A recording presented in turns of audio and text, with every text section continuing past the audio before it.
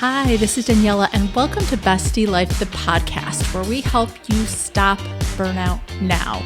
If you're tired of running on empty, juggling all the things, and wondering when your life is supposed to feel better, you're in the right place. This show is your go-to space for real talk and practical strategies to help you protect your energy, create balance, and actually enjoy the life you're working so hard for. You'll get a mix of solo episodes and honest conversations with guests. My goal is to help you feel less alone, more empowered, and way more in control of your time and energy and well-being. So let's get into it. Hi, this is Daniela with Bestie Life, the podcast. And today I'm excited to have this conversation with Patrick van der Burgt. He teaches the science of persuasion and has been doing that since the year 2000. So, oh my gosh, 25 years of doing it. He shares that the persuasion skills are actually ranked as the third most important and urgent skills for businesses to develop. But also there's a lot of ways that this can translate to your personal life in addition to your professional life. So I'm excited to talk about that because communication, it's really important when it comes to your relationships, when it comes to motivating you into action and just kind of pushing through uncertainty. And so I know he's going to share a lot of background information, a lot of great tips. And so thank you so much, Patrick, for joining us today. Thank you so much for inviting me, Daniela. It's great to be here. I know that doesn't even come close to covering. I know we had a pre-chat prior to this where you really talk about kind of the power of persuasion, how important it is and that kind of a thing. But can you share a little bit first about what led you to kind of getting into this science and everything? Because it's truly fascinating. Yeah, sure. So I was, a long time ago, I was a sales rep in scuba diving equipment. I worked for a wholesaler and I would visit retailers. And I'm based in Melbourne in Australia. And my territory was the state of Victoria, South Australia, and Tasmania. And that's quite a distance. My furthest away client was like a 1,000-mile drive from me. Holy cow. So, yeah. So that's like days. It was days. And so, I had, the rolling university was my car, right? Instead of listening to music, I would always listen to something educational. And anyway, I loved what I was doing because, I was a dive instructor and been diving, since I was young. And so I was sort of involved with my hobby. That was great. But in terms of my business growth, I was a little bit frustrated, really. I was putting a serious amount of time in and I would say genuine care into my retailers, trying to do the best thing by them and helping them and assisting them. But I really wasn't seeing the growth I was sort of expecting.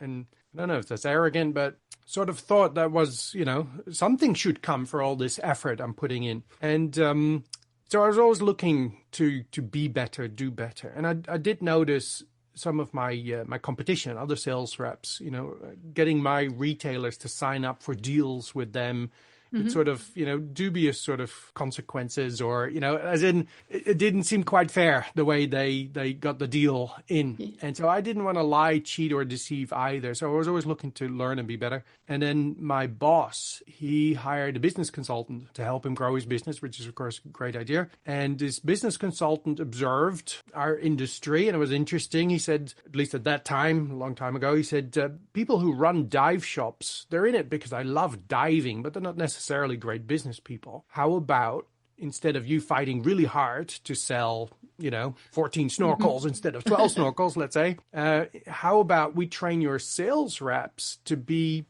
some sort of business coach that can help your retailers to actually double their business. And so that's the path we took. And so as sales reps, we got trained, to sort of do sort of simple business consultant sort of things, goal setting, strategies, and then also sales training we were teaching. And anyway, the gentleman, this business coach, he was local to me. And he said, if you're ever in Vermont, here in Melbourne, come on by. We can run through the strategies. And I mean, I knew how much this guy charged. So being Dutch, if you invite a Dutch person, they turn up.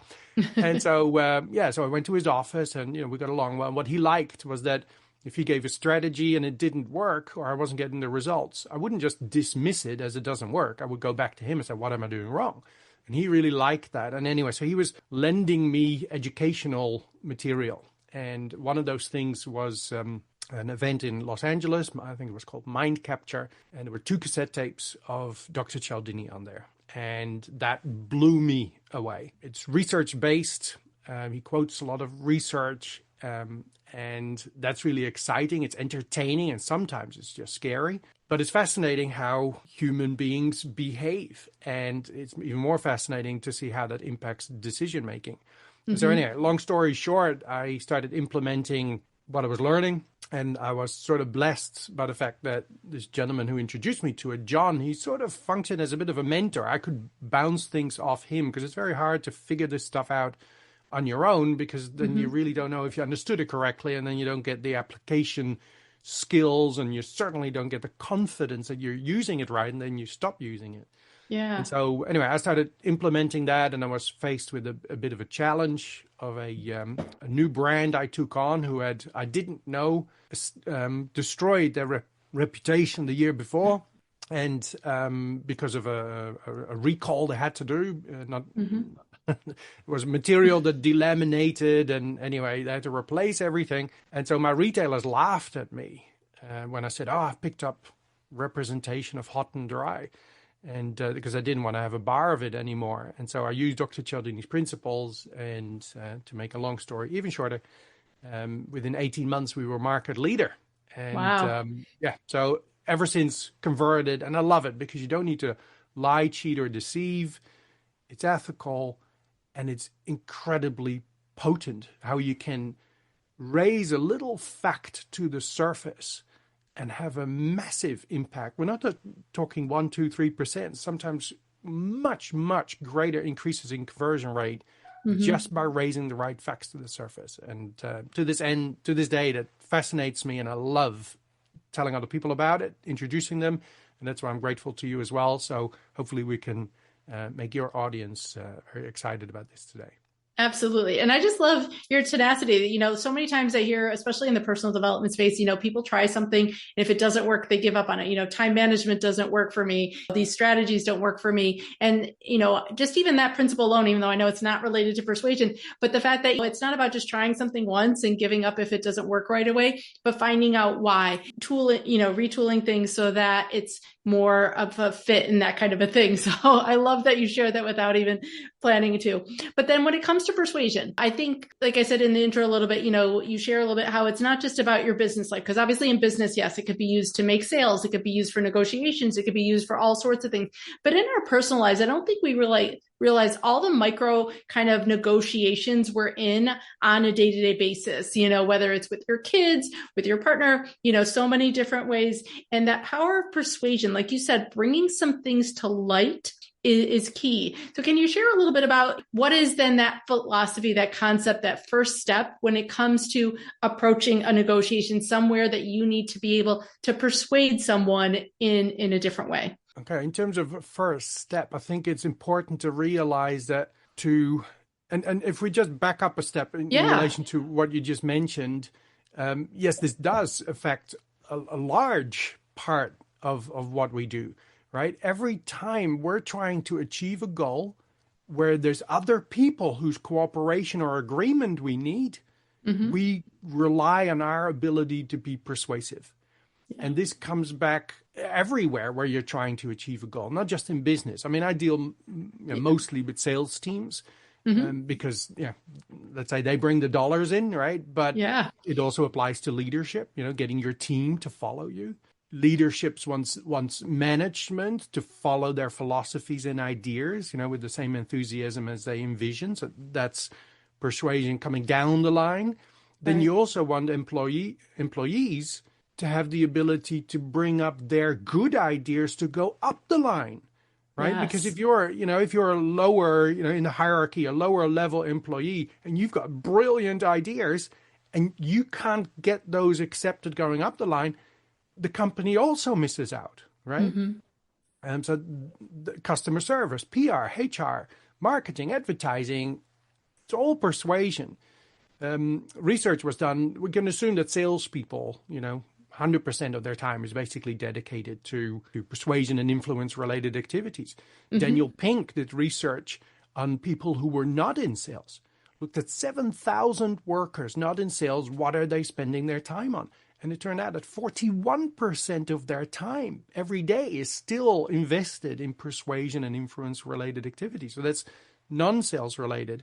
And then, from the private side of things, I mean, I think we all want to be more persuasive with our children. It'd be nice if they did their homework and cleaned up their room, right? If if you're single and you want to ask somebody out on a date, it's nice if they said yes, right? If you want to voice your opinion on where we should go on a holiday this year, right? That's persuasion. If you want the school to implement learning topics for the children, right? That's persuasion. If you want to start a community event and you want people to follow you and support you in that, well, that's persuasion. Comes back everywhere. I was gonna say it's everywhere.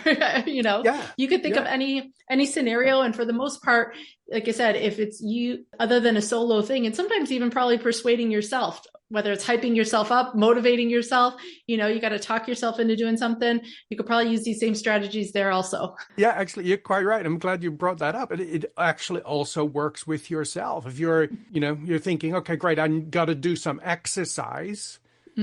Well, it's been demonstrated if you tell yourself what you stand to benefit from doing exercise, well, I'll feel better and I'll have more energy and I have less trouble getting up in the morning, right? That has a certain amount of effect on you. But if you told yourself, what am I going to be missing out on if I don't exercise?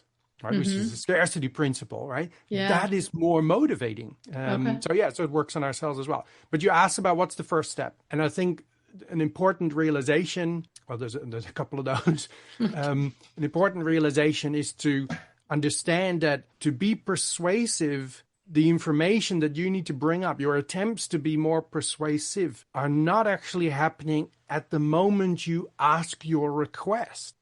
It happens before that. You got to, you got to tell more because, before you get there, right? If you say, from a sales perspective, would you like to purchase this thing or this service?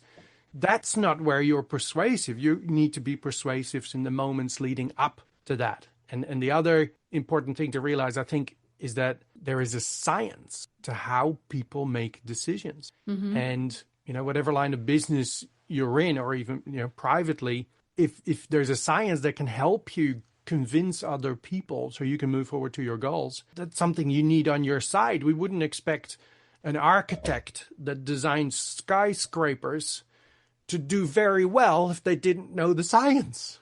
Yeah. Terrible results. Yet in business and life in general, we're at it all the time without knowing the science. And so much of our success and so much of our achievements, competitive advantage, time, resources, it is lost every single day because we're not bringing up the right pieces of information. Yeah. Well, and it sounds like too, you brought up so many things. Oh my gosh, I don't even know where to start, but it sounds like too, also that's where conflict comes from probably as well, as if you wait till you're in the moment to bring up that type of, request that you want to persuade them for, you get people's gut reaction, which isn't always allowing them that time to process, think through, and respond in the way that you're looking for. So, that whole thing that you brought up before, you have to actually start the persuasion piece before you make the request. It makes total sense. But also then that science part of it, I think, is also something that we forget about as well, and if we wait till people are in the moment, that's probably where just a lot of conflict and arguments then are coming from, if you're sharing more opinions than the facts. Yeah, absolutely. So how do you start this process? How do you know when to start planting the seeds to get what you want? Okay, cool. I love how every interview just goes in a different direction. That's brilliant. Thank you. So where to start? So I think it might be beneficial for those listening to clue them in on the principles of persuasion and take it from there, as in where would you start? Does that sound good? Yeah. Okay, let me give you a quick rundown. So there's 7 universal principles of persuasion, and these are made famous by my business partner, Dr. Robert Cialdini. These 7 principles are universal, and we call them universal because they work in all languages, all cultures, and all countries, which is exceedingly more and increasingly important because our cultures are mixed and it's much more easier now to do business with other countries. So this works everywhere, which is awesome. Then there's 7 principles. Now, all these words, your listeners know what they mean, and they might even go, oh yeah, I know what that's supposed to do. But rarely people know what the activators are, what turns this stuff on. And then all of them have amplifiers, things that make them work harder. Mm-hmm. So let's run through them real quick. Yeah. I'll give you a quick definition. So let's start with the principle of reciprocity. Mm-hmm. Everybody knows that one. So we could identify or define that as we feel obligated to give back to other people the same type of behavior that was first given to us, right? The societies have trained us, and I think that's a very good thing, that you should not take anything from someone else without giving in return. Right. We have nasty names for people who take without giving in return. Right? We teach our children, right? Grandma gives them, I don't know, a lollipop or a toy or something. They go, oh, wasn't that lovely from grandma? Now, what are we going to do for grandma? Right? As in, that's bred into us. And I think that's a good thing, because it's a wonderful thing that's created. It becomes a distribution of resources and favors, because nothing really flows one way. Everything starts flowing around, which is great. But in context of compliance, people agree more with people that they feel they owe something to. Okay. And a simple example is the supermarket. You go in there, and sometimes there is a gentleman there or a lady there with a tray of cheese, right? Or cups of yogurt or pieces of sausage, right? And you get to take a piece of cheese and try it. Now, most people think that does not change their behavior when they take that piece of cheese. But the research is very clear, right? You give things away, things come back to you. And what I think is hilarious is that it doesn't even matter if you don't like the cheese. You buy more of something else. Right. Right? Because you feel like you got something. It's about the behavior. You were nice to me, and now I need to be nice to you. Okay. So anyways, there's reciprocity. Liking, another principle. We like to deal with people that we like. That's pretty simple, right? And we like people who are similar to us. Okay.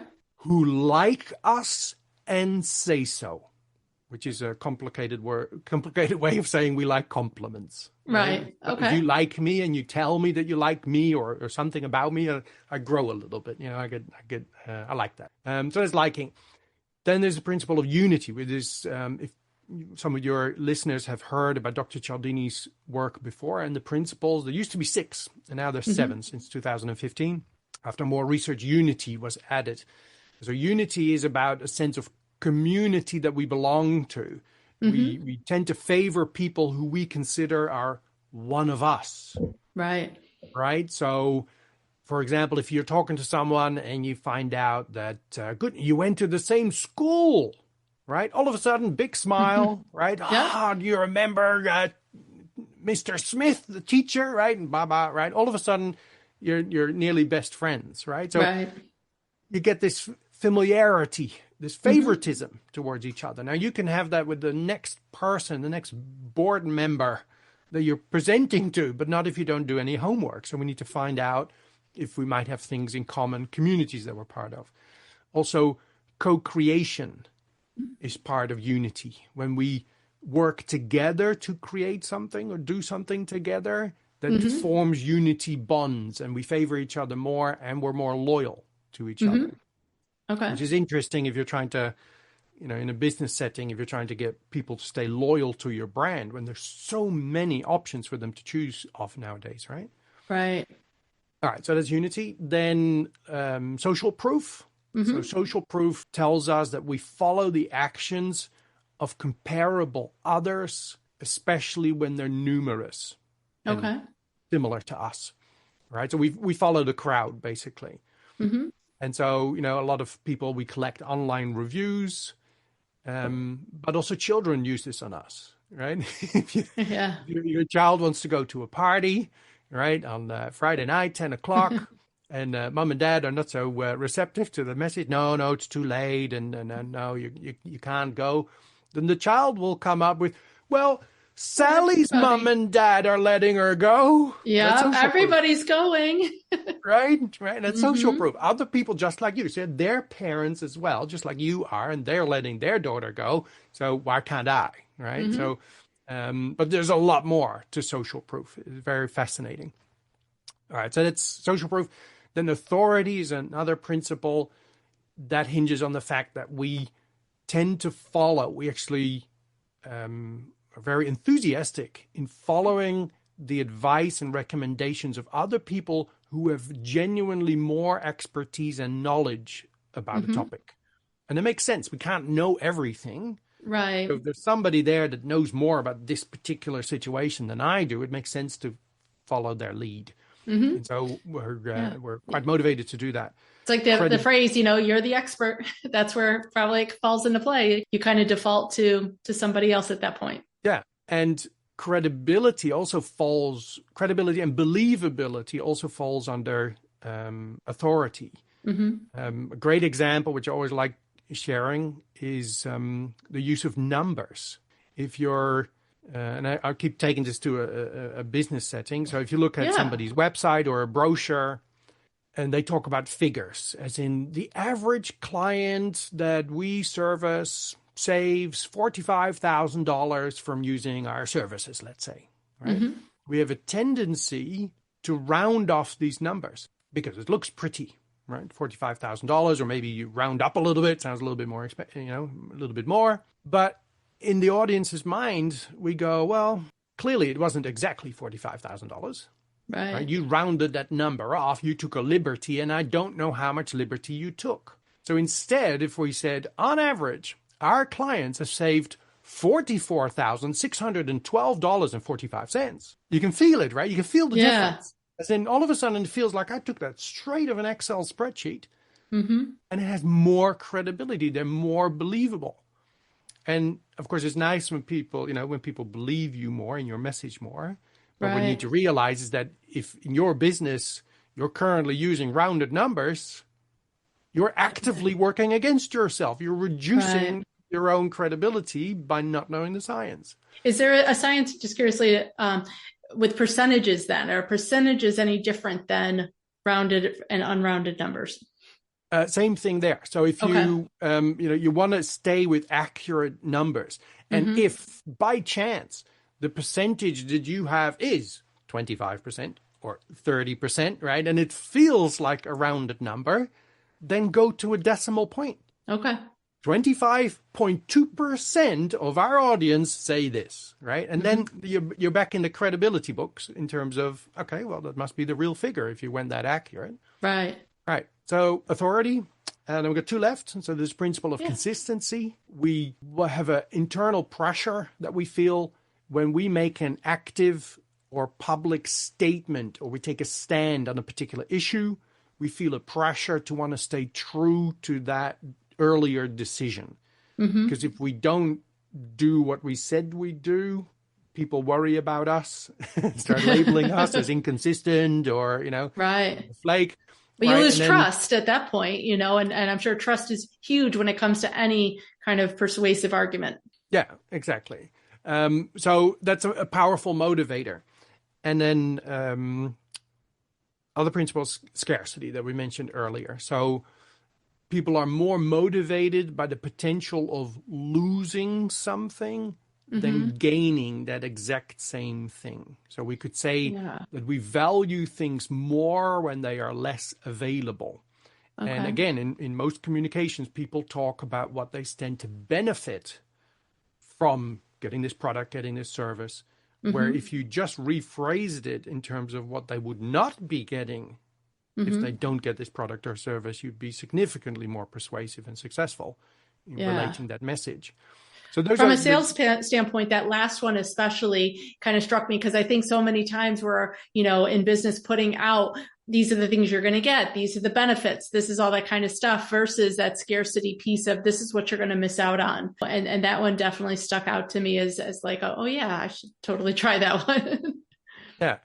So those are the 7 principles. And so in terms of where do you start? What do you use?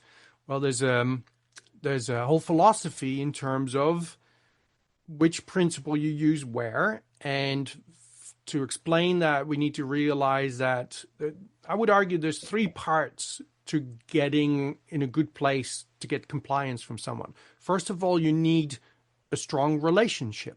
Yes. Right? If you dislike someone, you're going to go out of your way not to deal with them, right?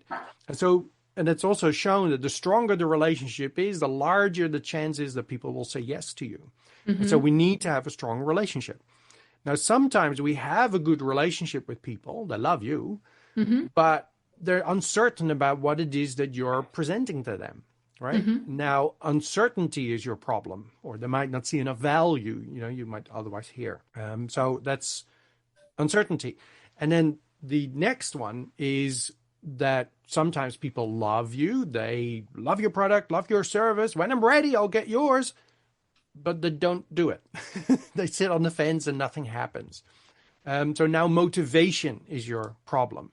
And so particular principles of the ones we just mentioned are great for building, strengthening, repairing relationships. Other principles are great for reducing uncertainty. And other principles are great for motivating people into action.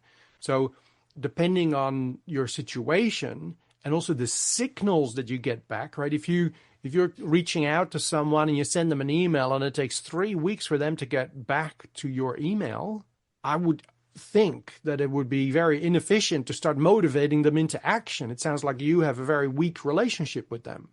Right? You need to work more on relationship. So you have to see the signals in the situation. You have to be a little bit of a detective, and then go to the right principle and bring that to the surface. Does that make sense? Oh my gosh, completely. Because it sounds, similar to the way I talk about things. Like so many times in my field with burnout, people want to start with the actions. They want to start with the self-care, but you really need to back up and think of, look at the mindset behind it. Where in yours, you need to look at what's the situation. Is it the relationship? Is it the motivation? Is it the action? Before you pick, which skill set you're going to tap into in order to use for that persuasive piece. So that totally makes sense that you have to start with, the other person's mindset, basically. Where are they in this situation before you determine your course of action? So no, that was awesome. It definitely lays it out in a very clear way. And obviously, there's obviously, after years of your own research and practice and studying, like you said, it's not something you're going to just kind of listen to this episode and pick up and be like a master persuader, negotiator. But I think to start with looking at where's that person coming from is going to give you some insight then into like the principles Patrick talked about of what kind of area you want to tap into. But if someone's listening to this and thinking whether from a business standpoint, like, yes, they want to learn more about that power of persuasion and how to tap into that themselves, or even from a personal standpoint, how can they find you, Patrick? How could they start to work with you and dive into some of this? Yeah, no problem. We can probably put in the show notes as well. I've got a website, easy to remember, ethicalpersuasion.com.au, because we're based in Australia. And we'll also supply a hyperlink to a particular page you can find in the menu as well, just under free, where we have some free learning materials. If people are interested and want to learn a little bit more, you can get that there. There's a free ebook that dives in a bit more detail than I've covered today. You can download that. You don't even have to give your email address. You just right click and download. And there's also a 7-day email challenge. Of course, for that, you do need to put your email address in, and we get you a lesson every day that you'll be able to use immediately. Now, the thing to remember, though, is that research also shows that people nowadays, because of our reducing attention span, we lose 90% of new information within a week if there's no follow-up. And reading a book or even going to a workshop or something, if there's no follow-up after, you're going to walk away with quite a small percentage of all the great ideas you actually got. So some formal training is required to increase that uptake and build those application skills. And we have a flagship course from Dr. Cialdini that's guided by us Cialdini Certified Trainers that works over 8 weeks. It's a small investment of time, about 20 hours all up, with 8 one-hour group meetings and about an hour of homework every week. That's the fastest way to make this your own. And another popular thing, which is very an economical thing to do, I'd run public online workshops where for 2 hours or 4 hours, we go into this and give you, practical strategies for challenges we have every single day. And so you'll be able to make some quick headwinds with easy to implement things. People can find me on LinkedIn and all the social media channels. So yeah, and I'd love to hear if you're using some of this.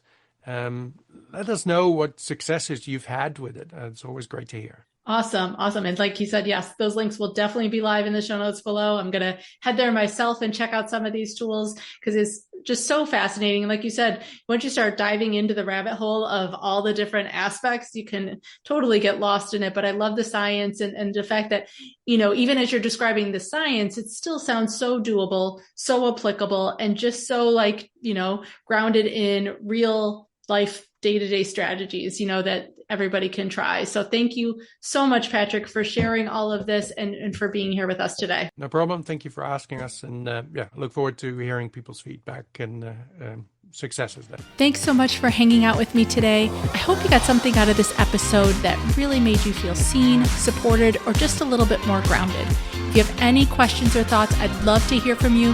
And if you're up for it, please leave me a 5-star review. That will help more people find the show and join this community. I'll leave you with 2 of my favorite quotes. Alone we may be strong, but together we're stronger.